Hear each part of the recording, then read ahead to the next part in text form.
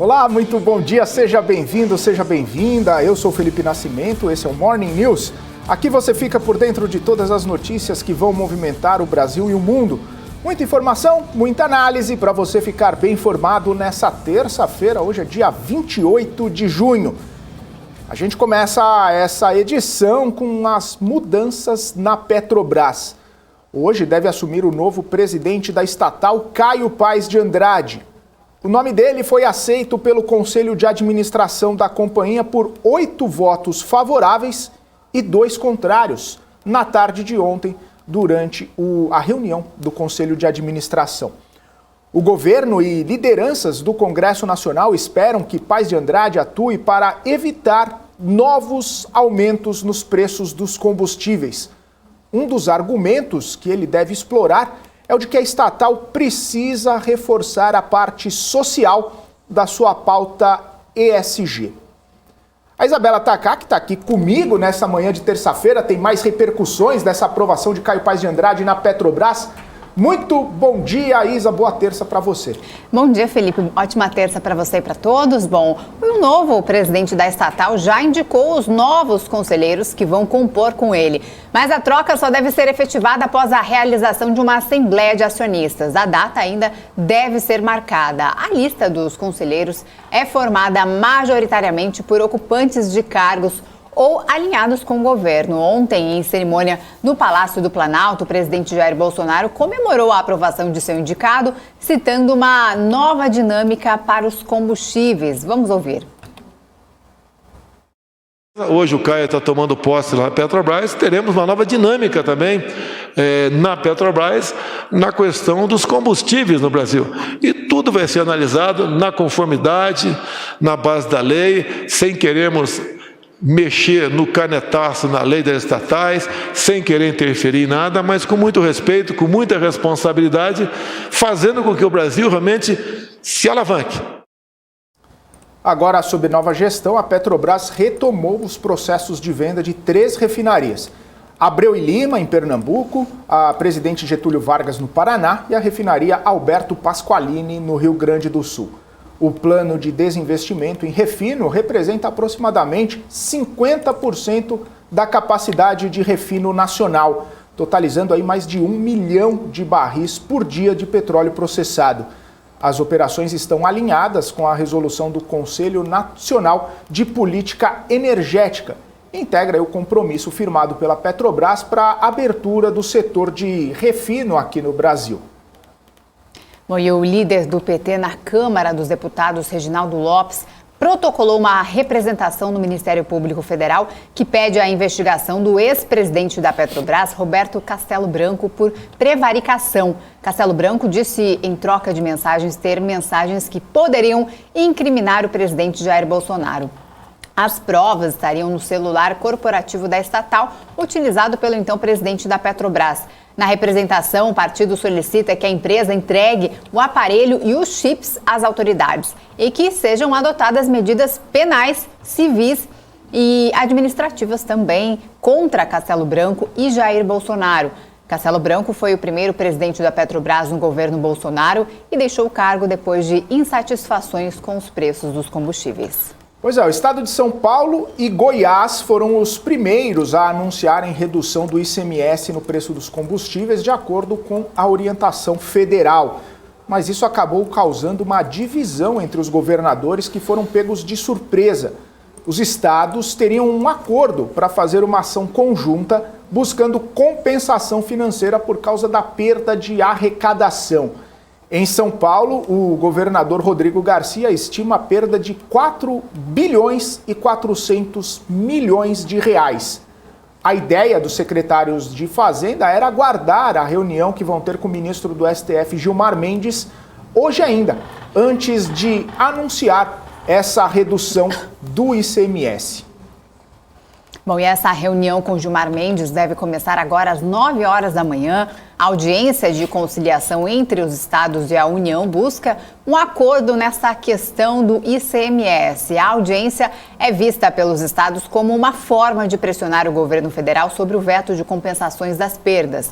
O texto original aprovado pelo Congresso previa que a União pagasse o valor que os estados deixassem de arrecadar. A gente vai ficar de olho aí nos desdobramentos desta reunião e traz ao longo da nossa programação mais detalhes.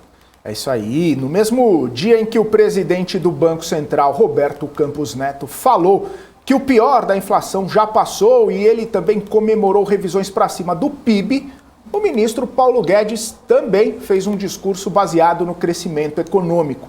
Guedes citou redução do ICMS, redução do IPI como fatores importantes para a economia. E ainda falou que o Brasil está dando exemplo para outros países, já que está muito à frente até mesmo dos Estados Unidos na política monetária e também no ajuste fiscal. Vamos ouvir o Paulo Guedes. Todo mundo que previa uma queda de 1,5% no PIB aqui e lá fora já estão prevendo agora para esse ano um crescimento de 1,7%, ou seja, 3,2% de guinada, em vez de menos 1,5%, mais 1,7%. Vão se surpreender, porque deve ser maior do que isso também à frente, com as novas medidas que o próprio presidente articulou. Nós temos uma redução de ICMS, uma redução de IPI iminentes, já legisladas pelo Congresso e sob coordenação agora do Supremo para sancionar. Nós temos também uma PEC, coordenada pelo Congresso também, auxiliando o nosso Estado de combate à crise. Nós fizemos como fizemos no combate ao Covid, quer dizer, são ondas. A primeira onda foi justamente essa redução de impostos. Vocês estão vendo o presidente dos Estados Unidos seguindo a trilha do nosso presidente. A CPI do MEC vai ser protocolada ainda hoje. O senador Randolfo Rodrigues já tem as assinaturas necessárias para fazer o pedido de abertura da investigação sobre a atuação do ex-ministro Milton Ribeiro à frente da pasta. Ele convocou uma coletiva logo mais ao meio-dia ali para falar então sobre possíveis novas adesões ao requerimento e esclarecer sobre a estruturação e desenvolvimento dos trabalhos da CPI do MEC a partir de sua instalação. No entanto, aliados do presidente ainda estão intensificando a ofensiva para convencer senadores a retirar apoio à comissão. O argumento é que uma comissão em plena campanha poderá ficar esvaziada, com integrantes sendo acusados de usar o colegiado como palanque. Além disso, alegam que já existe investigação em curso da Polícia Federal e a própria Controladoria Geral da União. O ex-ministro e pré-candidato ao governo do estado de São Paulo, Tarcísio de Freitas, foi entrevistado pelo programa Roda Viva da TV Cultura. Ele falou que coloca a cara no fogo pelo presidente Jair Bolsonaro em relação aos fatos que estão sendo investigados no Ministério da Educação. Diz que o presidente não tem nenhum vínculo ou ligação com o que está acontecendo no MEC. Outro assunto abordado por Tarcísio foram as urnas eletrônicas. Ele disse acreditar no processo. Eu acredito nas urnas, só que vejo o seguinte, existe hoje um sentimento de desconfiança com o processo. Cabe ao Congresso Nacional disciplinar o rito eleitoral e o Congresso fez isso, o Congresso disciplinou. No entanto, há uma parcela da sociedade que ainda tem algum tipo de dúvida com relação à questão do processo eleitoral em si, da confiabilidade, da computação dos votos, da contabilização, se isso vai ser feito em sala-cofre, como vai ser feita, auditabilidade, rastreabilidade, enfim. Acho que cabe conversa, diálogo, acho que cabe o acatamento ou não de sugestões. Bom, agora a gente vai para as notícias internacionais. A Rússia prometeu o comércio de fertilizantes com o Brasil após uma conversa por telefone do presidente Jair Bolsonaro com o presidente russo Vladimir Putin. Para saber mais detalhes, a gente vai ao vivo aos Estados Unidos com a nossa correspondente internacional, Giovanna Locatelli, que tem mais detalhes sobre este assunto. Bom dia para você, Giovanna. Um alívio para o agro, né? Sim, Isa, bom dia a você, ao Felipe e a todos que nos acompanham. Os fertilizantes, especialmente nitrogênio, fósforo e potássio, eles são usados pelo setor agrícola do Brasil. O país consome 8% de toda a produção mundial de fertilizantes, avaliada em 55 milhões de toneladas. 85% do insumo usado pelo agronegócio são importados, principalmente da Rússia. Outro foco da conversa entre Bolsonaro e Vladimir Putin foi a questão de segurança alimentar global. O presidente russo avaliou as causas da situação do mercado mundial de produtos agrícolas e fertilizantes e enfatizou a importância de restaurar o livre comércio de produtos alimentícios e fertilizantes que foi destruída pelas sanções ocidentais. Neste contexto, Vladimir Putin salientou que a Rússia está empenhada em cumprir as suas obrigações em garantir o fornecimento ininterrupto de fertilizantes russos aos agricultores brasileiros. O presidente Jair Bolsonaro disse ainda que conversou com o presidente russo sobre trocas comerciais entre os dois países e sobre a possibilidade de comprar diesel da Rússia, citando o tema de segurança energética. Bolsonaro disse que há chances do Brasil comprar diesel da Rússia a um preço mais em conta, disse o presidente. Giovana, a presidente do Banco Central Europeu, Christine Lagarde, ela minimizou as preocupações sobre uma recessão lá na zona do euro. Essa declaração aconteceu hoje no Fórum de Sintra. Como é que foi essa declaração? A questão econômica na Europa segue sendo bastante sensível ainda, né, Giovana? Conta pra gente. Bastante sim, Felipe. Lagarde ainda tranquilizou o mercado, dizendo que o Banco Central Europeu está pronto para agir mais rápido nas taxas se a inflação continuar disparando. Funcionários do Banco Central estão reunidos, como você falou, em Portugal para a conferência anual, com foco no aumento dos preços ao consumidor. Bom, espera-se que a zona do euro tenha uma taxa de inflação de 6,8% este ano, bem acima da meta de 2%. Isso acontece no momento em que os economistas estão avaliando se a zona do euro vai escapar ou não de uma recessão neste ano.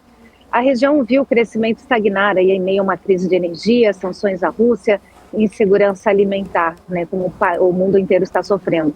O Banco Central Europeu realizou uma reunião de emergência no início deste mês para anunciar uma nova ferramenta para minimizar os riscos de fragmentação na zona do euro, o que não convenceu muito o mercado. Os investidores estão preocupados com a alta da inflação e os altos níveis da dívida da Europa e têm acompanhado de perto os passos do Banco Central. Como comentei, Lagarde garante que o Banco Central tem ferramentas para conter os níveis da inflação. Só não se sabe, Felipe Isa, se a presidente do Banco Central vai seguir aí os vários aumentos das taxas. Lembrando, o Banco Central em junho previu uma taxa de PIB de 2,8%, para a zona do euro neste ano, mas os economistas estão começando a falar sobre as perspectivas de uma recessão até o final desse ano. Então a gente acompanha, né? E a proposta de lei britânica que anulou ali o acordo do Brexit foi aprovada, né? Como é que foi essa votação, Giovana? Isa, foram 295 votos a favor e 221 contra, com a oposição e alguns deputados aí do Partido Conservador votando contra o governo, né? A proposta de lei britânica que anula partes do acordo do Brexit sobre a Irlanda do Norte foi aprovada hoje na Generalidade pela Câmara dos Comuns. De acordo com o governo, a proposta de lei tem o objetivo de alterar partes desse protocolo sobre a Irlanda do Norte do acordo de saída do Reino Unido da União Europeia, com foco para processos alfandegários onerosos, regulamentação inflexível, discrepâncias fiscais e de gastos e também questões de governação democrática. O segundo partido mais votado das eleições regionais em maio, o Partido Democrata Unionista, se recusou a viabilizar um governo de partilha de poder com os republicanos do Sinn Féin, enquanto o protocolo da Irlanda do Norte não for alterado. Bom, lembrando, né, o protocolo concluído em 2019 foi a solução encontrada na época durante o processo do Brexit para evitar uma fronteira física com a Irlanda, um dos requisitos dos acordos de paz de 1998 para o território. Bom, na prática, a Irlanda do Norte, dentro do mercado único de mercadorias da União Europeia, ele vai ficar dentro do território sujeito às normas e leis europeias e implica em controles e documentações adicionais sobre mercadorias que circulam entre o Reino Unido e a província. O texto agora segue para votação na especialidade e depois vai ter que ser aprovado pela Câmara dos Lordes, lembrando a Câmara Alta, né, do Parlamento, onde o Partido Conservador, claro, tem a sua maioria. Este processo vai durar alguns meses ainda. Giovana, uma novela essa coisa do Brexit, né? Toda hora alguma exatamente. Informação diferente. Mas partindo ali para a questão da guerra, Giovana, que ainda segue tendo bastante consequência lá no leste e na Europa toda, né? O ex-presidente da Rússia, Dmitry Medvedev, ele disse que qualquer incursão da OTAN na Crimeia poderia levar até a Terceira Guerra Mundial. Queria saber um pouco desses detalhes dessa declaração forte, né, Giovana? Forte, bastante contundente, né, Felipe? Agora as pessoas estão querendo saber se isso foi um tom de ameaça ou não, enfim, isso foi marcante. Dmitry Medvedev disse para eles a Crimeia é parte da Rússia, isso seria para sempre, ele enfatizou. Ele disse também que qualquer tentativa de invadir a Crimeia seria uma declaração de guerra contra o país, e essa declaração do ex-presidente da Rússia foi para o site Argument Facts. Ele ainda completou dizendo que se uma possível invasão à Crimeia fosse feita por um Estado membro da OTAN, isso significaria um conflito com toda a Aliança do Atlântico Norte, uma terceira guerra mundial, e ele chamou que isso seria uma catástrofe completa. Hoje, Medvedev é vice-presidente do Conselho de Segurança da Rússia, e ele também disse que se a Finlândia e a Suécia se juntarem à OTAN, a Rússia vai fortalecer as suas fronteiras e vai estar pronta para uma medida de retaliação. Isso poderia incluir a perspectiva de instalar mísseis hipersônicos Iskander. Então a gente, claro, vai acompanhar aí o que vai refletir essa declaração de Medvedev, né, Isa e Felipe? Tá certo, obrigada pelas informações, Giovana Locatelli, que volta ao longo da nossa programação com mais novidades internacionais. Obrigada, bom trabalho para você, Giovana. Para todos nós, obrigada. Bom, já que a gente está falando de OTAN, né, começa aí uma reunião importante dos Estados-membros da Organização do Tratado do Atlântico Norte. Eles se reúnem a partir de hoje em Madrid, na Espanha, para discutir questões de segurança em meio à invasão da Ucrânia pelas forças russas. E para falar sobre o conflito, o encontro vai contar com o pronunciamento do presidente ucraniano Volodymyr Zelensky, ele que tem feito vários discursos ali em vários parlamentos, em reuniões importantes, Parlamento Europeu também. Ele vai se pronunciar também nessa reunião em Madrid da OTAN. Além disso, a aliança vai discutir sobre a crescente influência da China na política mundial e os impactos das mudanças climáticas. O evento também vai se concentrar em redigir um novo plano estratégico que vai definir os valores, objetivos e as funções da OTAN para a próxima década. Lembrando que a versão atual foi redigida em 2010 e, portanto, as diretrizes precisam ser atualizadas tendo em vista aí um novo cenário mundial pós-pandemia, guerra. Os membros também devem discutir aqueles pedidos da adesão da Finlândia e da Suécia à organização. Lembrando que a Turquia é contra essa adesão desses países. O secretário-geral da OTAN, Jens Stoltenberg, afirmou que a cúpula de 2022 será transformadora. Neste ano, Austrália, Japão, Nova Zelândia e República da Coreia vão participar pela primeira vez de uma reunião da aliança. Isso aí, Isa. E os líderes do G7, Isa, eles encerraram agora há pouco, inclusive, a reunião de cúpula de 3 dias, né, que aconteceu na Alemanha, com a promessa de continuar apoiando a Ucrânia de uma forma conjunta no momento em que a invasão lá pelas forças russas já entrou no 5º mês. No comunicado final do encontro do G7, os líderes prometeram explorar mais medidas para impedir que a Rússia lucre com a guerra e também com a agressão. Segundo o comunicado, é o seguinte: à medida que eliminarmos o petróleo russo dos nossos mercados domésticos, vamos procurar desenvolver soluções que atendam nossos objetivos de reduzir as receitas russas de hidrocarbonetos e sustentar a estabilidade nos mercados globais de energia, minimizando assim os impactos econômicos negativos, especialmente nos países de baixa e média renda. Os países do G7 prometeram aí 29 bilhões de dólares em auxílio à Ucrânia neste ano, incluindo valores que já foram concedidos ou ainda vão ser liberados para o país. Uma outra questão abordada ao longo dessa conferência aí dos países do G7 também foi a questão do clima. E o G7 revelou planos de criar até o fim agora de 2022 um novo clube do clima voltado a países que desejam tomar ações mais ambiciosas para conter aí o aquecimento global. Essa iniciativa foi defendida pelo chanceler alemão Olaf Scholz, anfitrião da cúpula, né? E diz que essa iniciativa é para reunir os países que concordem em adotar medidas mais agressivas para reduzir a emissão dos gases do efeito estufa e também impedir que a temperatura global suba mais do que 1,5 grau neste século em relação à época pré-industrial. Só para a gente lembrar, né? O G7 é composto aí por Alemanha, Canadá, França, Itália, Japão, Reino Unido e Estados Unidos. E neste ano, nesta cúpula que aconteceu na Alemanha, também contou com representação da União Europeia.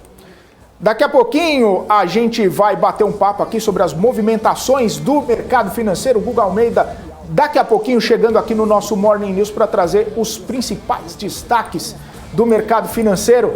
Logo mais, depois do intervalo comercial, fica com a gente.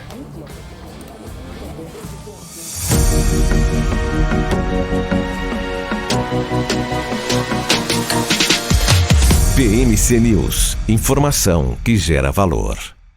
A CapTable é a maior plataforma de investimentos em startups do Brasil que conecta você, investidor, a essa nova economia. Nós selecionamos e avaliamos as empresas em ascensão de forma rigorosa. E você se torna sócio das marcas mais inovadoras e com futuro exponencial no mercado. Invista de forma descomplicada, inteligente e exponencial. Acesse captable.com.br e faça parte da nova economia. Profit, a plataforma número 1 dos traders profissionais. Teste agora sem compromisso e conheça o melhor do mercado financeiro.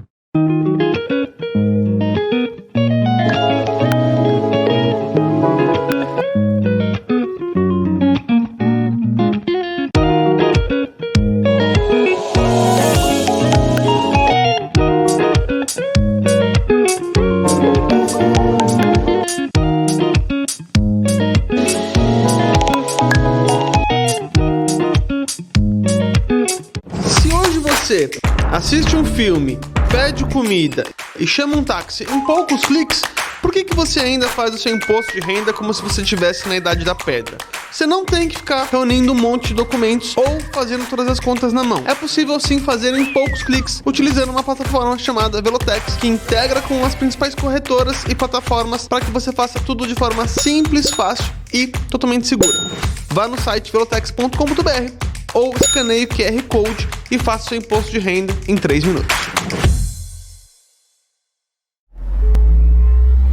Customer support, what can I do for you? Yeah, I can't access my trading account. Can you help me? I'll see what I can do. Would you wait a second? Stop calling him, you hear me? I'm moving on, you should too. It's hard to find a broker that meets all your expectations. Or is it really? Active Trades online broker since 2001.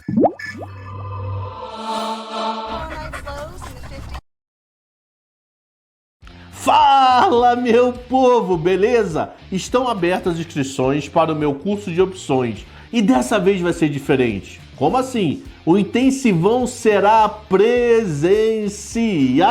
No dia 2 de julho, você estará ao meu lado durante 6-7 horas ao vivo, aonde você irá aprender desde o básico dos principais conceitos de opções até o modo de você fazer proteção da sua carteira contra incerteza, se vale a pena fazer o tempo todo, se não vale, como essa proteção deve ser feita e também para você especular, tanto na alta como na baixa das ações. Inscreva-se agora e você ainda vai garantir 2 bônus.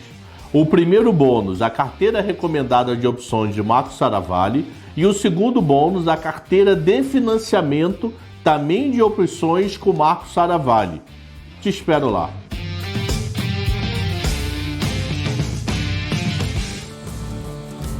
Isso aí, seja bem-vindo de volta ao nosso Morning News, agora 8 horas e 56 minutos, e a gente vai bater um papo com o cientista político Fábio Vasconcelos, já está aqui conosco no nosso Morning News. Fábio, seja muito bem-vindo, obrigado pela sua presença aqui no Morning News, bom dia. Olá, bom dia, muito obrigado pelo convite para esse bate-papo aqui logo de manhã cedo sobre política. Obrigado. Fábio, uma questão importante, inclusive vai ser protocolado hoje, né, o pedido de abertura da CPI do MEC. O senador Randolfo Rodrigues já até convocou uma entrevista coletiva para falar os próximos passos, o que vai acontecer. Mas é uma situação que tem desgastado bastante o governo há poucos meses aí da eleição, até mesmo o presidente Jair Bolsonaro, primeiro falando ali sobre estar muito junto com o Milton Ribeiro, falando que colocava a cara no fogo, depois falando que colocava a mão no fogo, que tinha se confundido e tudo mais. Mas o que a gente sabe é que é uma situação que pode desgastar politicamente o presidente Jair Bolsonaro. Eu queria saber sua visão sobre toda essa situação, sobre quais vão ser os argumentos do presidente, quais vão ser as tentativas de se desvencilhar, né, ou pelo menos desvincular um pouco da imagem há tão pouco tempo da eleição, numa situação grave e até mesmo complicada a ser enfrentada aí nos próximos meses pelo presidente. Como que você está vendo essa questão e os impactos disso? Bom, inicialmente precisa ver se essa CPI de fato vai ser instalada, né? Acho ontem o presidente do Senado deu sinais de que vai avaliar, mas não apontou numa direção de aceitar. O argumento dele é que a CPI no ano eleitoral ela teria pouco a contribuir, ela se transformaria muito mais num palco político, etc. Como se nada na política não fosse palco. Ela é palco permanentemente. E então precisa ver se ela vai sair de fato, né? É provável que não saia dada a posição de ontem. Vamos ver como é que durante o dia hoje o presidente do Senado se posiciona. É óbvio que essa agenda não interessa ao governo, né? O presidente Bolsonaro, um momento de reeleição, de campanha para a sua reeleição, né? Um conhecimento bastante fácil de a gente saber que em campanhas eleitorais o presidente precisa dominar a agenda, e a agenda precisa ser positiva. Então é um governo que enfrenta várias agendas, correlatas, algumas delas, negativas. E muitas vezes com muita dificuldade de coordenar essas agendas, no sentido de apresentar uma agenda nova e fazer com que essas negativas fiquem minimizadas. Ele tem tido pouca capacidade de transformar essas agendas negativas em oportunidade, por exemplo. Então ele enfrenta a agenda negativa na área econômica, na área social, na área política. Então há sim uma dificuldade, há sim uma enorme pressão para que o presidente tente transformar agendas negativas em positivas ou vender melhor o que o governo faz, enfim, o que ele considera como ações positivas. Acho a dificuldade tremenda do presidente de se desvincular politicamente da questão dos pastores, exatamente pela sua base eleitoral, né? Ele tem um vínculo com a base evangélica e algumas igrejas e pastores que são lideranças políticas, que são cabos eleitorais, hoje importantes para o presidente. Então, me parece que essa é uma dificuldade bem pragmática do governo, ou do presidente, se desvincular, porque hoje, a gente sabe, ele tem uma base eleitoral no campo evangélico bastante expressivo. Já não é como foi em 2018, mas ainda é bastante expressivo. Então, vejo a dificuldade do presidente. A tendência, os últimos pronunciamentos dele foi no sentido de reinvincular-se, né? Ele, ao contrário de sair do meio da crise, ele passou a fazer uma defesa implícita do ex-ministro.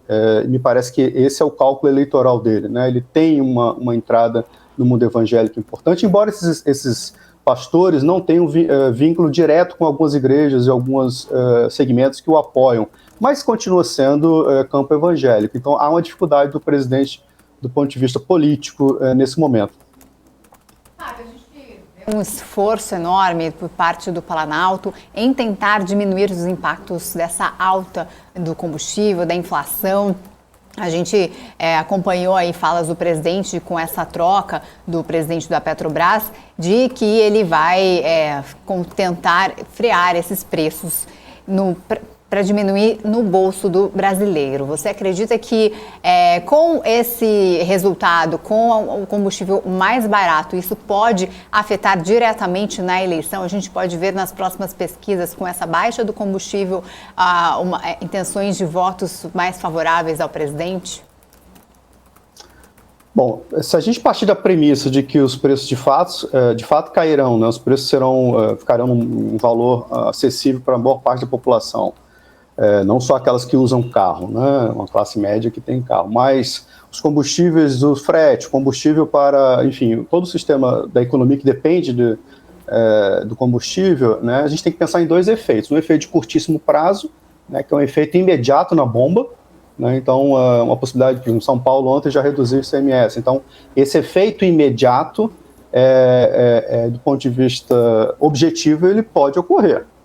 Precisa ver se, por exemplo, na Petrobras, não é porque o presidente quer, ele precisa trocar o sistema de PPI, se vai ser ou não, essa é a grande questão, né? Se vai conseguir, vamos saber daqui a pouco. E um efeito que eu diria já de médio prazo, né? Que a economia ela não responde, aí eu estou falando já de índice de inflação, outros indicadores que estão associados ao preço do combustível. ela não responde na velocidade que o presidente e o seu grupo político esperam, em razão do calendário eleitoral. Então você tem aí um prazo que a gente não sabe medir exatamente qual seria o efeito, dada-se a premissa de que o preço do combustível de fato se concretize, né, de uma maneira universal no país inteiro. Pode ser um estado reduz o ICMS e outro não. Vamos ver como é que isso vai se concretizar. Então, 2 efeitos. Um efeito prático e imediato. Se de fato os preços reduzirem na bomba, né, há uma percepção objetiva do eleitor de que alguma coisa foi feita. Segundo ponto, esse eleitor precisa associar essa decisão a uma decisão do governo Bolsonaro. Essa associação não é imediata. Há percepções anteriores ao preço da gasolina, né, da visão da economia de uma maneira geral, da percepção do desenvolvimento do país, etc., que podem criar barreiras a essa percepção. Tudo bem, o presidente fez, mas há X, Y, Z de outras decisões equivocadas que embaralharam, prejudicaram a economia, prejudicaram o desenvolvimento, a questão da gestão da pandemia, etc. Tudo isso está na memória do eleitor. O eleitor não é tão volátil quanto alguns políticos imaginam que eles sejam, né? São pragmáticos, ok, vai ter o preço da redução, se isso se concretizar, entendo que houve uma redução. A quem eu associo? Associo ao presidente, mas há outros condicionantes ao presidente. Então você tem um efeito eleitoral que a gente precisa esperar o tempo andar para a gente ver que tipo de efeito vai se dar. Por exemplo, o Auxílio Brasil, embora tenha sido trocado o nome, embora tenha um valor ampliado pelo presidente, ainda não há uma associação direta, né? Os eleitores que recebem o Bolsa Brasil majoritariamente votam no ex-presidente Lula. Então há uma dificuldade de o eleitor, para o presidente, né, do eleitor entender essa mudança objetiva, que é um valor objetivo na sua vida, ele passa a comprar mais, apesar da inflação, e ele associar isso ao presidente. Uma vez associado, quais são os outros condicionantes que o impedem que ele mude a sua percepção sobre o presidente, sobre sua intenção de voto, por exemplo?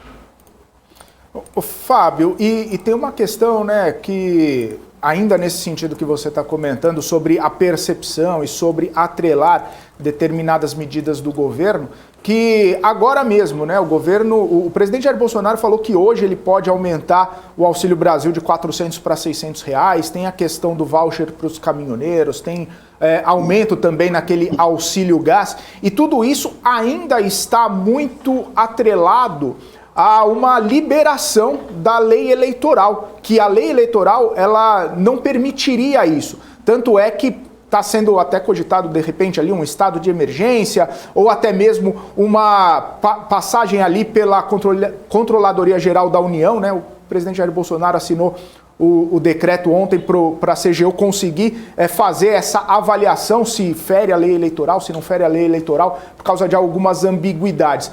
Ou seja, aparentemente o governo está tentando fazer algum tipo de mobilização para melhorar as questões econômicas, para ter uma percepção melhor, mas esbarra na questão da lei eleitoral. Isso também pode trazer uma percepção no eleitor de que seriam medidas que não estariam ali em consonância com a legislação, que poderia ser uma forma de burlar a legislação, mesmo que no fim ali trouxessem benefícios para a população? Eu imagino que sim, mas esse é um eleitor que acompanha esse tipo de debate, da questão legal, né, das ações que o governo vem tomando, e a mudança para a CGU é uma tentativa de se proteger da questão eleitoral. Um eleitorado é um segmento muito pequeno que acompanha que isso é uma condição importante. Olha, o presidente está tentando burlar a lei eleitoral. Então o impacto eleitoral disso, nesse momento, me parece que é um segmento muito restrito, talvez ali em faixa de renda muito alta, que já está com o presidente, né, mas que ele vem perdendo de alguma maneira algumas intenções de voto nesse segmento de alta renda. No restante do eleitoral, esse debate não importa. O eleitorado, majoritariamente, está sofrendo com a inflação alta, com a queda da renda e o desemprego e a fome, né, ele precisa resolver essas questões imediatas. Ele tá interessado em saber se ele vai conseguir se alimentar, ele está interessado se ele vai conseguir pagar o transporte para poder trabalhar, se ele vai conseguir emprego. Essas são questões mais imediatas. Agora, é importante a gente observar que, de uma maneira geral, o presidente passa um sinal trocado para a sociedade de uma maneira geral, né? Ao mesmo tempo que ele compra essa agenda, ele está comprando a agenda de que a crise econômica bateu e bateu forte. Essa é a principal preocupação do eleitor, né? Se você observar as pesquisas, todos apontam que a questão econômica ou as questões no entorno da economia são as mais importantes nesse momento, então ele comprou essa agenda, né? Está tentando reagir. A questão é que são tantas medidas e muitas vezes atabalhoadas que ele passa justamente esse sinal, um sinal de desespero, um sinal de atabalhoamento, né, de tentativas quase que desesperadas de tentar reverter o quadro, né? E essa sensação, essa percepção que ele também passa com esse sinal, ao mesmo tempo que toma medidas objetivas, questionáveis do ponto de vista legal, isso vai ser questionado muito provavelmente, ele já está tentando se precaver disso, ele passa também um sinal de desespero, né, de uma certa previsão de uma derrota iminente. Tudo isso é resultado de uma descoordenação política que o presidente sempre apresentou desde que foi eleito, 2019, 2020, 2021, uma enorme dificuldade de coordenar a sua, ou de ter uma melhor gestão da sua política de uma maneira geral. Fábio, a gente viu a confirmação, né, da boca do presidente da República ali no último domingo, no programa da internet 4x4, a confirmação do seu vice Braga Neto, né? Havia uma especulação que Tereza Cristina poderia ser sua vice, ele inclusive citou vários nomes, falou que tinha várias possibilidades, mas escolheu o general Braga Neto, trocando aí do general Hamilton Mourão para o general Braga Neto. Você acredita que essa é a decisão mais viável? Por que trocar um general para o outro? Qual seria a estratégia aí do governo em ter Braga Neto como vice de Bolsonaro? Bom, há duas leituras que a gente pode fazer disso, pelo menos, né? A primeira que eu faria é que é uma decisão equivocada, né? Do ponto de vista de um candidato que hoje se encontra ainda com chance, obviamente, de estar no segundo turno e eventualmente ganhar a eleição, porque a eleição ainda não está em aberta ainda, de que é um candidato que não busca um eleitorado majoritário. Parece que ele está procurando mais ainda a segmentação, né, falando mais com o eleitor que é a sua base hoje, que já se encontra com ele, né, que tem esses valores e vê na imagem de um militar uma correlação com esses valores que ele acredita, etc. Então ele parece jogar nessa mesma linha. Ele repete a estratégia de 2018, né, de alguma maneira. Então me parece equivocada na maneira em que você poderia colocar um candidato que poderia sinalizar com o eleitorado que saísse do seu núcleo duro, né, da sua... e tentasse olhar um eleitorado mais que votou com ele em 2018, que poderia retornar.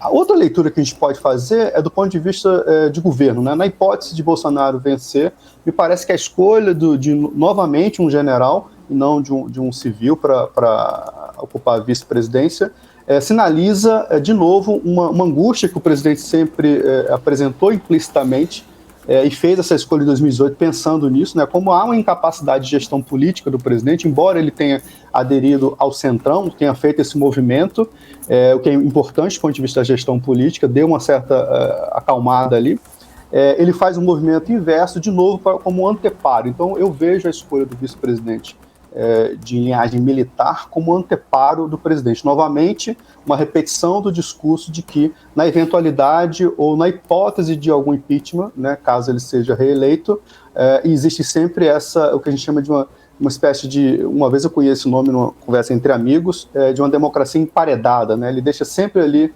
essa possibilidade sempre com algum risco de ser implementado algum outro tipo de regime, etc. Então, é uma sinalização que, do ponto de vista pragmático, eleitoral, me parece equivocada. Do ponto de vista da gestão política, parece que ele aponta e olha mais nessa direção. Você acredita que os partidos ali que compõem o presidente Jair Bolsonaro podem fazer algum tipo de movimento contrário por conta dessa escolha? Porque a escolha do vice é muito importante, até mesmo como você bem trouxe, Fábio, para composição, para ampliar, né, segmentos, para ampliar a chegada, né, do discurso, ou pelo menos da imagem do presidente Jair Bolsonaro em outros lugares. A gente viu a exemplo do ex-presidente Lula, que trouxe o ex-governador Geraldo Alckmin, né, de um outro espectro político ali, para poder compor, para poder crescer, inclusive nas pesquisas, e chegaram num eleitorado que talvez ele sozinho não chegasse. O presidente Jair Bolsonaro tem feito vários acenos, vários movimentos ali com o chamado centrão, E esse grupo político tinha alguma esperança de compor ali com o presidente e com a chegada do Braga Neto, ou pelo menos com a possibilidade do Braga Neto, essa esperança foi frustrada? Eu acredito que sim. Esse grupo que a gente chama de Centrão, mas na verdade PP, PL, enfim, os partidos que compõem esse grande grupo, eles têm uma visão muito pragmática do processo eleitoral, né? E há uma hipótese que hoje a gente pode começar a discuti-la, que é o seguinte, e hoje algumas notas, algumas entrevistas começaram a vazar que o Centrão de fato ficou bastante incomodado com essa escolha, uma vez que eles estão pensando em ampliar a base eleitoral do presidente e não o contrário, né?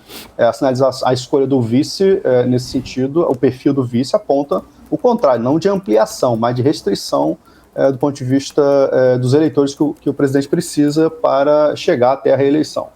Bom, uma hipótese que a gente não pode descartar é o seguinte, na eventualidade do presidente não apresentar, não melhorar o seu desempenho até os últimos 100 dias, que faltam 90 dias para a eleição, há um grande risco de começar a haver desistência da base do Centrão. Não diria dos grandes líderes do Centrão, mas regionalmente a gente pode começar a olhar abandono de uma certa candidatura de Bolsonaro em algumas regiões, né? Não diria em todas, Centro-Oeste isso é muito pouco provável, mas em algumas outras regiões, no Nordeste isso já ocorre, mas pode se acentuar. Vamos agora dar um salto e ir lá para 2023. Imagine que Bolsonaro Lula seja eleito. Obviamente a gente tem que pensar que a oposição vai ser liderada pelo Centrão, né? Os partidos que compõem o Centrão, liderados por Bolsonaro, passarão a ser a oposição. É muito pouco provável que o PL e o PP, que não têm no seu DNA esse perfil de oposicionista, eles são pragmáticos, né? Não há essa linhagem, essa identidade e esse perfil para ser oposição, né? Então, há uma hipótese desses partidos, na verdade, em 2023, na eventualidade do ex-presidente Lula ser eleito, aderirem ao governo, né? Pelo menos do ponto de vista dentro do parlamento, ou até com a distribuição ou a liderança de algum ministério.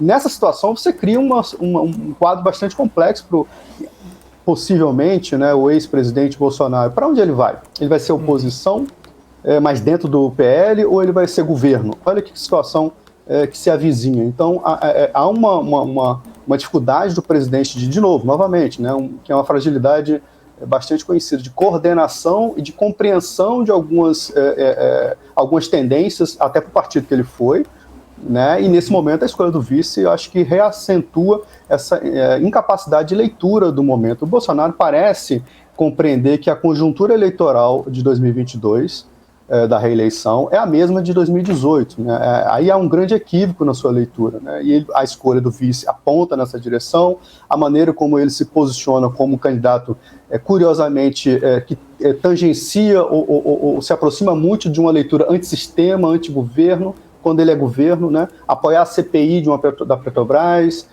se opor a outros poderes como o STF, etc., caminha numa direção, se aproxima muito de 2018, quando ele era um candidato antissistema, mas a conjuntura naquele momento permitia esse tipo de discurso. Tinha aderência, hoje não mais.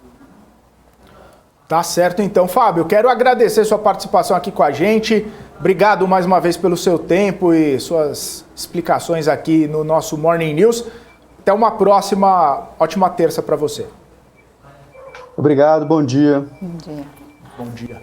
Falamos aqui com o Fábio Vasconcelos, cientista político, trazendo, né, a sua visão e análise sobre todo esse cenário, questão eleitoral pegando forte, né, nos últimos tempos aí, e daqui para frente também é o que vai estar na pauta. Estamos aí pouco menos de 100 dias das eleições e tudo isso fazendo movimentações na política, na economia e, claro, também do mercado financeiro. Para a gente também entender um pouco mais dessas movimentações, vamos trazer aqui o Guga Almeida, CEO da Trade Insights, já está aqui conosco. Guga, bem-vindo. Boa terça para você, bom dia. Tá mutado, Guga. Você tá mutado, vamos lá. Leitura labial do Guga Almeida. Bom dia, pessoal. Agora sim. Bom dia, Guga. Tudo em ordem aí? Tudo em ordem, tudo em ordem. Tirando o fone aqui, o microfone que não estava funcionando, o resto está tudo maravilhoso. Maravilha, ótimo. Guga, segunda-feira começou com tudo, hein? A Bolsa superou 100 mil pontos, petróleo subindo, minério subindo, agenda econômica ali trazendo algumas possibilidades, né, dos investidores ficarem contentes e felizes aí com o que está acontecendo. Até mesmo Roberto Campos Neto falando de PIB em alta, até o Paulo Guedes a gente trouxe aqui falando que o PIB vai surpreender. Os indicadores estão aí na boca para serem divulgados e a Bolsa começou a semana com otimismo, subindo bem aí, ao contrário do que aconteceu nas últimas semanas. O cenário tá se mostrando que pode ter uma virada importante aí, está se mostrando aberto a novas oportunidades, Guga? Vamos lá. Ontem eu estava até conversando com o Eduardo Boechat no programa, na gravação do nosso programa Insights, que vai semana que vem, e um dos pontos que nós falávamos era o seguinte, né? Olha, o mercado aqui no Brasil já vem sofrendo uma correção já há bastante tempo. O que vai faltar é gasolina para que a gente possa se manter num patamar, né, mais elevado por um período maior de tempo, uma vez que tu tem aí um estímulo de deixar o seu dinheiro parado e, né, rendendo aí os juros que se tem hoje, né, tu tem muito mais estímulos para isso do que ficar posicionado em bolsa. O ponto é que, de fato, o nível de preço que nós estamos hoje, dentro do contexto, né, tem aquela percepção de que, de fato, as coisas estão baratas. Né? Se for ver ali a relação preço e lucro das empresas, está interessante. Né? Tu olha para trás e fala assim, poxa, com o lucro que as empresas estão gerando, vai gerar esse resultado, né, com esse patamar de preço, faz sentido se tomar posição, e as coisas podem vir a melhorar. Obviamente que Paulo Guedes tem que falar que as coisas vão ser melhores, né? Eu acho que a missão dele é sempre trazer um otimismo, né, ainda mais dentro de um mundo que está com tamanho pessimismo, né? Os grandes empresários aí, Bill Gates, Elon Musk, Buffett, todo mundo falando aí sobre a recessão, né, vir e ficar por um período de tempo presente aí nos Estados Unidos e, quem sabe, no mundo. Tá? Ontem, Felipe e Isa, dentro da nossa leitura de momento do mercado, vou até compartilhar aqui a minha tela com vocês, o que nós enxergávamos? Né? Que, de fato, a nossa bolsa poderia ter uma melhora de voltar aqui nos 104 mil pontos, né? Olhando para o índice futuro. É exatamente onde a gente chegou agora na parte da manhã.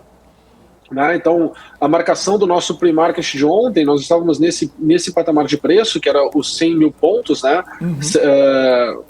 O futuro, né? Não é a vista. Né? Então, a gente estava aqui na região do 101 e tínhamos aqui essa possibilidade de voltarmos aqui para a região dos 113.900, quem sabe, no melhor dos mundos, aqui para os 104.900. Não podemos esquecer que amanhã nós temos indicadores importantes, às 9h30 da manhã, né? E o mercado ele tende agora, né, nessa inércia positiva, ainda mais que os futuros lá fora estão trabalhando numa casa positiva, um pouquinho diferente, eu vou falar sobre isso, né? Agora a gente está com o Nasdaq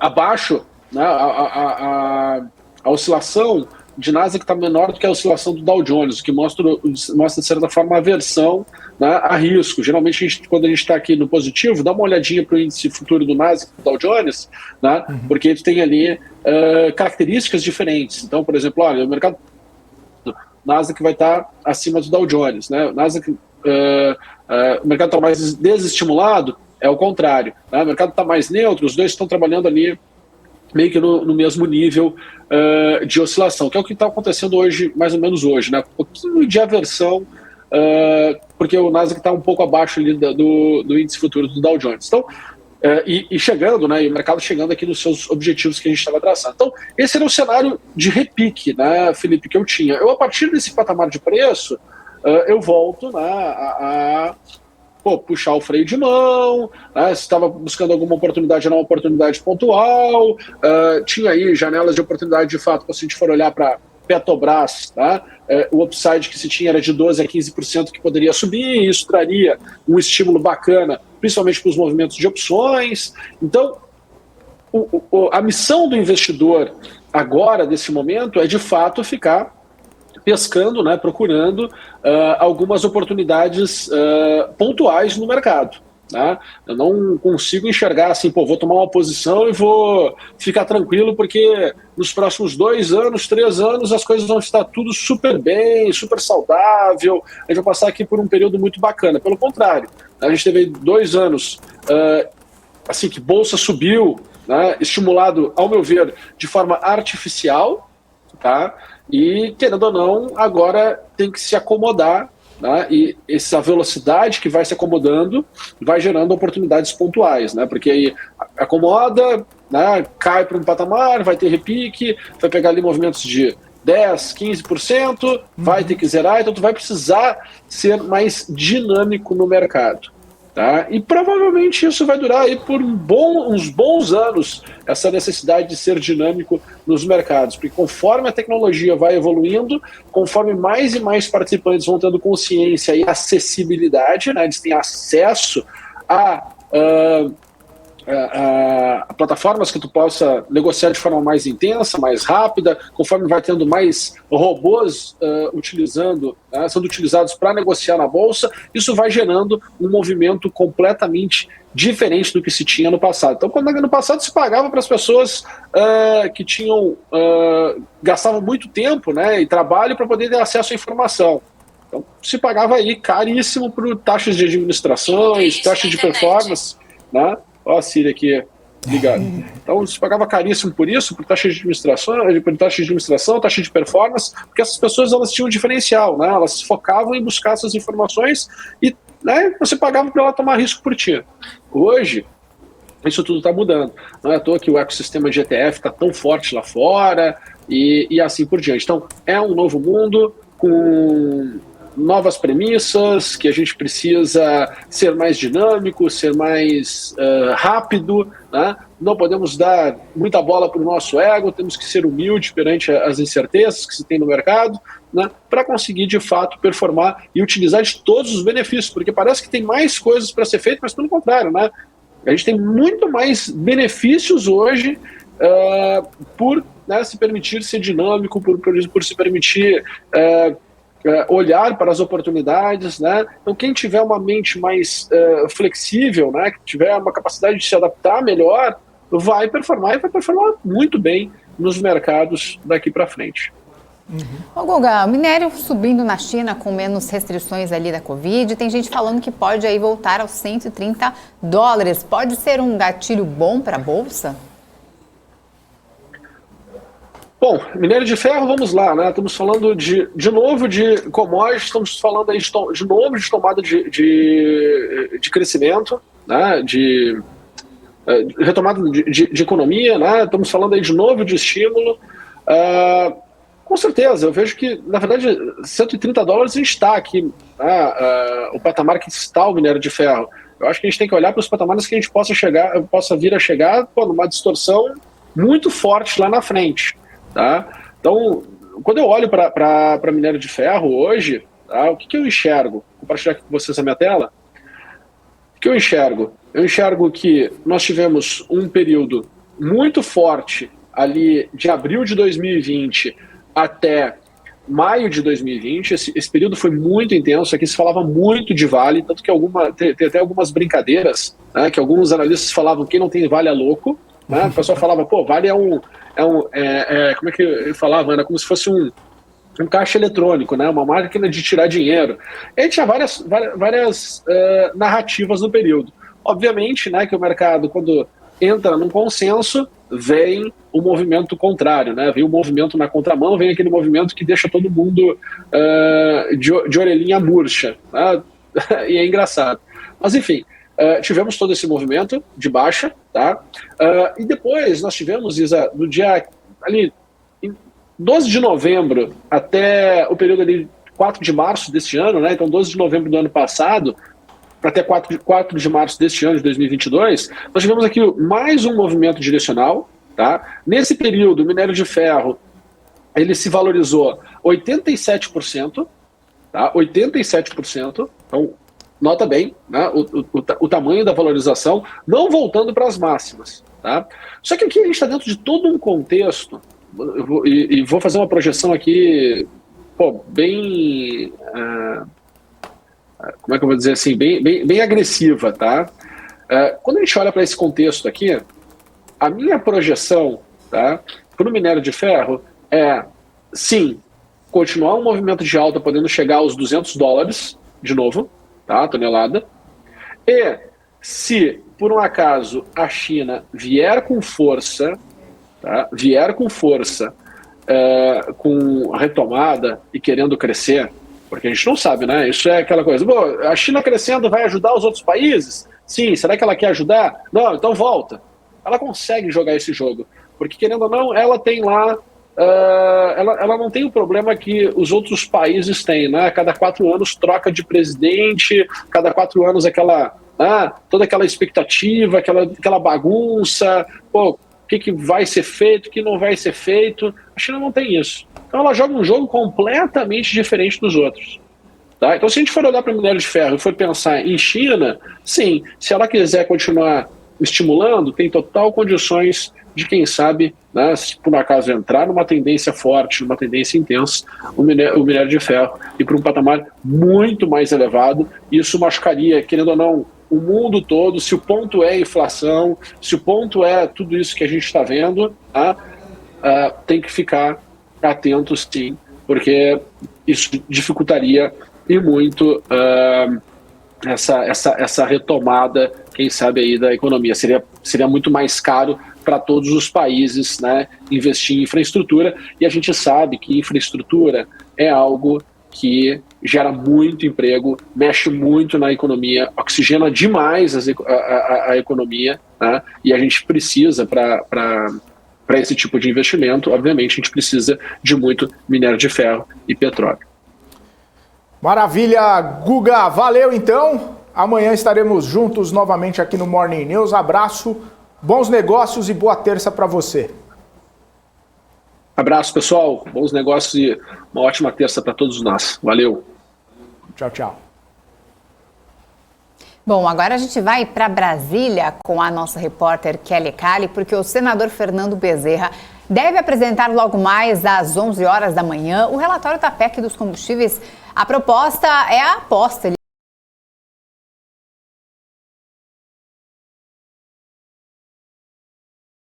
já para falar detalhes. Bom dia, Kelly.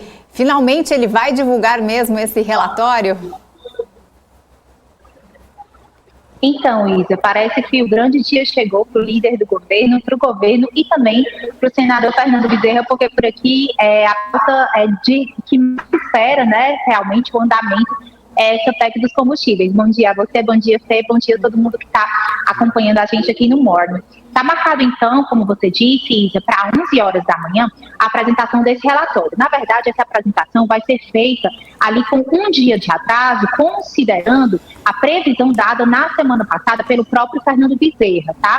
Só que aí, da semana passada para cá, ele já deu indício, na verdade, ele já disse, ele literalmente, que o texto a ser apresentado, né, neste relatório não é o texto original da proposta, é um texto que foi modificado. A gente até conversou sobre isso ontem no News, né? O que ele fez? Ele entendeu, na verdade, ele aceitou ali, digamos, né, o argumento dos senadores que vêm reiteradamente dizendo que a mudança ali do ICMS, né, a fixação do teto de 17% para o ICMS de combustíveis, energia elétrica, enfim, ela não tem expectativa de ter muito resultado ali no preço do combustível, na bomba de combustível, né?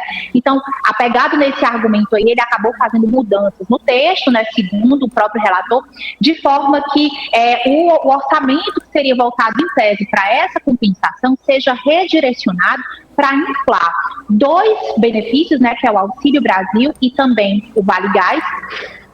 E, por outro lado, criar aí aquele voucher do caminhoneiro, né? O Auxílio Brasil, a expectativa é de que ele saia, então, de R$400 para R$600. No caso do Vale Alimentação, que é destinado a cada 2 meses e tem ali um valor, né? Uma cifra de R$50, ele passa a ser de R$120, ou seja, um aumento de R$70. O voucher caminhoneiro, ele ficará, segundo o relator do Fernando Bezerra, ele ficará em R$1.000, né? Então, a ideia é que ele apresente aí um novo relatório que pode ser aprovado ou rejeitado amanhã, caso realmente seja discutido em plenária. A previsão é essa, né, de se discutir a PEC em plenária amanhã.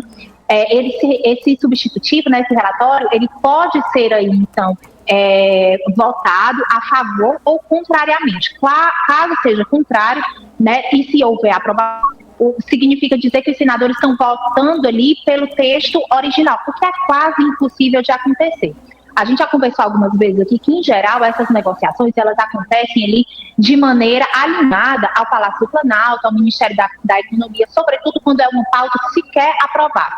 É uma pauta de entendimento tanto do presidente aqui da Casa, né, do Senado, Rodrigo Pacheco, como também do Arthur Lira, que é presidente da Câmara. É uma pauta ali de interesse do Congresso Nacional, de interesse do Palácio do Planalto, né, enfim, foi anunciada pelo próprio presidente Jair Bolsonaro numa coletiva há algumas semanas. Então, você tem uma conjuntura de fatores que mostram que essa PEC é de interesse não só do Poder Legislativo, mas também do Palácio do Planalto, o que faz a gente dizer que esse relatório minimamente foi alinhado com os interesses do governo. A questão é, ele vai passar aqui, precisa de 49 votos em 2 turnos, né? Vamos lembrar que esses 2 turnos, o interstício ali, pode ser quebrada a partir de uma aprovação de requerimento de urgência para você quebrar esse interstício, no caso, e votar num dia só a proposta de emenda constitucional. A gente não sabe se é isso que vai acontecer. O líder do governo não deixou claro como pretende levar essa proposta em plenário e talvez o próprio senador Fernando Bezerra dê um indício ali de como que vai ser essa votação amanhã, caso de fato ela ocorra. Essa votação está esperando também o Rodrigo Pacheco voltar para o Brasil. Rodrigo Pacheco está em Lisboa, foi na sexta-feira passada, né, participar de um evento lá, e volta para cá, então, para conduzir provavelmente amanhã essa sessão, certo? Então, por aqui a expectativa é de que o relator apresente o relatório logo mais às 11 horas, mas, como a gente já adiantou desde ontem, né, vai sim haver ali toda uma desidratação, digamos, do texto original, de maneira que sejam priorizados 3 benefícios: Auxílio Brasil, Vale Gás e também apresentado aí o voucher dos caminhoneiros. Thaís, eu volto com você aí. Tá certo, Kelly Cali, muito obrigado pelas informações que você traz aí ao vivo e direto de Brasília pra gente. Você volta ao longo da nossa programação com mais notícias direto aí de Brasília. Abraço, bom trabalho, Kelly. Pra gente, tchau. Tchau, tchau. Kelly Cali, direto de Brasília. E falando em Brasília, a gente tem a informação aqui do ministro Paulo Guedes, que está falando agora num evento. Ele está falando aqui neste evento que chama Painel Telebrasil Summit 2022. Guedes está fazendo exposição aí sobre a economia e algumas projeções, inclusive. Tem falado bastante sobre a questão econômica, né? Sobre a questão do PIB, redução de inflação, que teoricamente já teria chegado até o pico. Separei algumas frases aqui do ministro Paulo Guedes durante este painel, falando aí que lá fora o ambiente vai piorar, se confirmadas aí as expectativas. Diz que não há sinais que a guerra da Ucrânia vai diminuir e diz que também a inflação já deve começar a cair nesse mês e o crescimento deve chegar a 2% em 2022. Vamos ouvir um pouquinho do ministro Paulo Guedes enquanto ele tinha um efeito estrutural, que são as nossas reformas. Então, verdade que vai desacelerar, mas não recessão. E sim, em vez de crescer 3,5%, vai crescer 2%. É a maior prova que o Brasil já está em crescimento, é que mesmo com esses juros altos, nós vamos crescer 1,7%, 2% esse ano. Porque as reformas estruturais já foram feitas e nós já estamos avançando. E ainda falta, talvez a mais importante delas todas, para garantir a sequência de investimento, é a reforma tributária. Nossas conversas na Europa e nos Estados Unidos, com a CDE, com o G20, nos convenceram de que vem uma avalanche de investimentos para o Brasil se nós continuarmos no caminho que estamos. E a razão é muito simples. A secretária de Tesouro americana usou 2 expressões muito felizes, porque ela disse, olha, daqui para frente há um requisito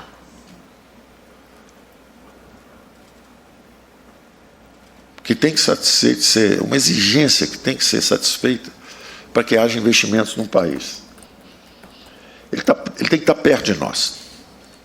Nós, que eles dizem, são os americanos e europeus. Não adianta fazer o semicondutor em Taiwan. Com a pandemia, bloqueio dos portos, suspensão das atividades, ruptura nas cadeias produtivas, ficou muito evidente a vulnerabilidade do sistema econômico. De repente parou a produção. No mundo inteiro parou a produção. Por quê? As fontes de abastecimento estão muito longe. Não adianta você ter os semicondutores em Taiwan. Você precisa ter perto. Então ela dizia o seguinte: primeira exigência logística. Tem que estar perto. Para a gente investir daqui para frente, tem que estar perto. Agora, tem uma segunda exigência, geopolítica. Estar perto só não é o suficiente. Por exemplo, a Rússia está muito perto da Europa, mas não é amigável. Tem que estar perto, é uma exigência logística. Tem que ser amigo, é uma exigência geopolítica. É o nearshore e o friendshore. Tem que estar perto e tem que ser amigo. Quem é essa economia que está perto e é amiga dos Estados Unidos e dos europeus? É o Brasil. Então, o nosso acesso ao CDE deve ser acelerado. A nossa aproximação, por razões de logística e de geopolítica, é inevitável, é incontornável. E o Brasil vai se tornar a segurança energética da Europa e a segurança alimentar do mundo. Esse quadro está ficando claro. Mudou a atitude, tanto no OCDE quanto nos Estados Unidos, em relação ao Brasil. Porque percebeu-se que o Brasil é uma potência energética. Um enorme mercado consumidor, metade da América Latina, 200 milhões de consumidores, não pode perder essa revolução digital. Covid, na verdade, foi uma aceleração para o futuro. Nós fizemos uma aceleração para o futuro. Como é que seria se... E aí surgiu a importância das telecomunicações, entre outras, né? Da produção agrícola, de um lado, da manutenção do serviço de energia. Observem o seguinte: nós pegamos um país quebrado. Tivemos uma pandemia. Tivemos a maior crise hídrica dos últimos 100 anos. Tivemos o desastre ambiental de Brumadinho. Temos a guerra da Ucrânia. E estamos crescendo. E criamos 13 milhões de empregos.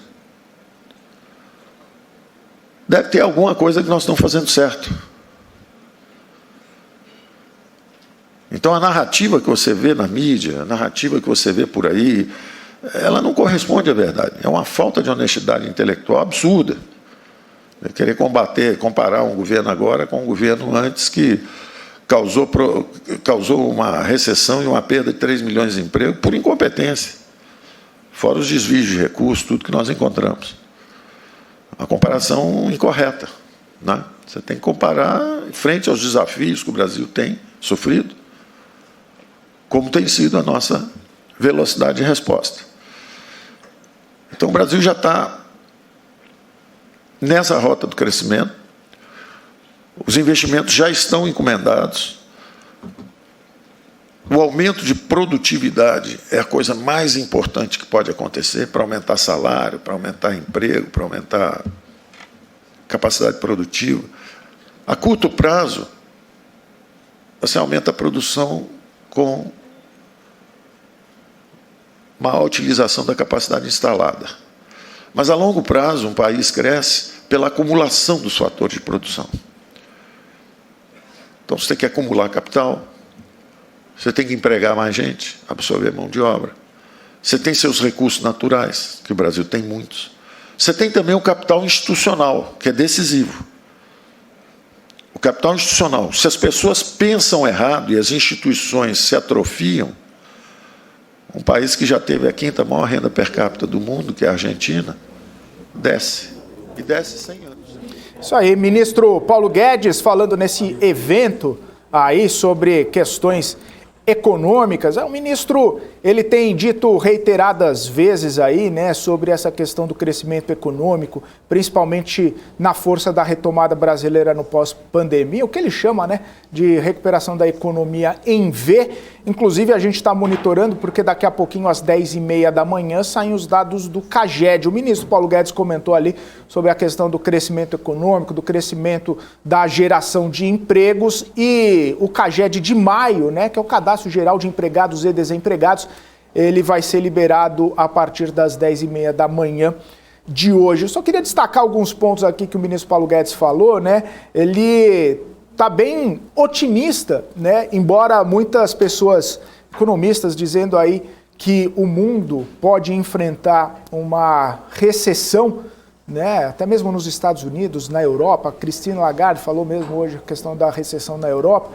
O ministro Paulo Guedes falou que a economia brasileira vai desacelerar, mas não entrar em recessão. E justamente porque mesmo com juros altos, a gente lembra a escalada da elevação da taxa de juros pelo Banco Central ao longo das últimas reuniões, mesmo com esse cenário de juros altos, o Brasil ainda vai crescer 1,7%. A gente lembra, né? No começo do ano existiam algumas projeções ali, crescimento entre 0,5% e 1%, algumas casas, alguns bancos falando de crescimento negativo, inclusive, do PIB, porém, essa questão da alta demanda pelas commodities e também a saída, né, de algumas situações do Brasil ali vão fazer, principalmente questão agrícola também, trazendo um crescimento de 1,7%. Justamente por causa da melhora do ambiente de negócios que, segundo o ministro Paulo Guedes, reformas estruturais já foram feitas, mas ainda falta aquela que é a mais importante, que é a reforma tributária, que melhoraria, né, toda essa questão de ambiente de negócios aqui no Brasil. Ministro Paulo Guedes, a gente segue de olho, né, ouvindo aqui o que o ministro Paulo Guedes está falando, para trazer aí ao longo da nossa programação tudo o que for dito aí, os principais destaques do ministro Paulo Guedes. Daqui a pouquinho tem até o ministro de Minas e Energia, Adolfo Saxida, falando também, a gente trazendo essas repercussões e todas as questões de agenda e indicadores que forem saindo ao longo dessa terça-feira, a gente traz aqui para vocês. Bom, agora são 9h44, o Morning News está chegando aqui na sua reta final. Você vai ficar agora com o BMC News, com a Paula Moraes, todo o time aqui, trazendo os principais destaques dessa terça-feira. E eu volto amanhã, a partir das 8h30 da manhã, com a Isabela Takaki, para trazer os principais destaques, as principais notícias, tudo aquilo que você precisa saber para ficar muito bem informado ao longo do seu dia, logo no comecinho da manhã, você ficando muito bem informado aqui com a gente. Forte abraço, então. Até amanhã. Tchau, tchau.